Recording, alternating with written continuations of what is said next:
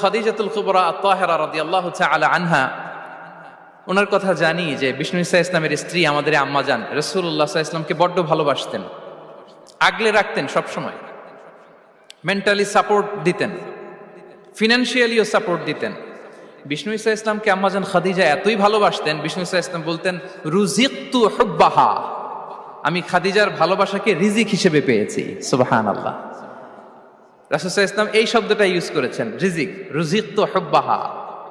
এবং তিনি দোয়া করার সময় বলতেন, আল্লাহ কিয়ামতের সে বিভীষিকাময় দিনে যেদিন বন্ধু বন্ধুকে চিনবে না, স্বামী স্ত্রীকে চিনবে না, বাবা সন্তানকে চিনবে না, পীর সাহেব মুরিদকে চিনবে না, নেতা কর্মীকে চিনবে না, ভাই বোনকে চিনবে না, সেই কঠিন মুহূর্তে আল্লাহ আমি আমার খাদিজাকে যেন ভুলে না যাই।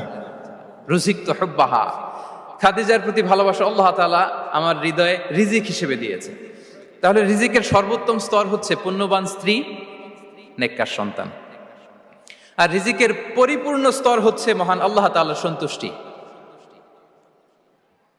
রিজকের পরিপূর্ণ স্তর যেটা, সেটা হচ্ছে রিদাল্লাহ, আল্লাহ তাআলার সন্তুষ্টি। আমার আল্লাহ যদি আমার উপর সন্তুষ্ট হয়ে যায়, আমাদের আর কিছু লাগে? আর কিছু লাগবে?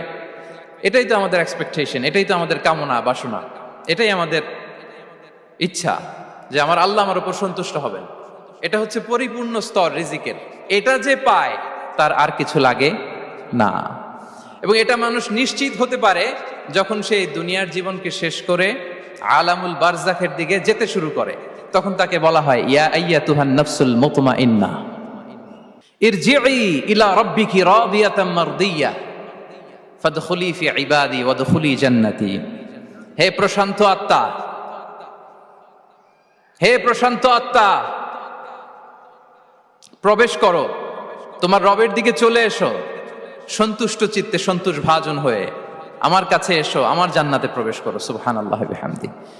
এই দুনিয়া ছেড়ে যখন আমরা যাব, তখন যদি এই অ্যানাউন্সমেন্টটা আমার জন্য দেয়া হয়, আমার আর কিছু চাওয়ার পাওয়ার আছে প্রিয় ভাই এবং বোনেরা?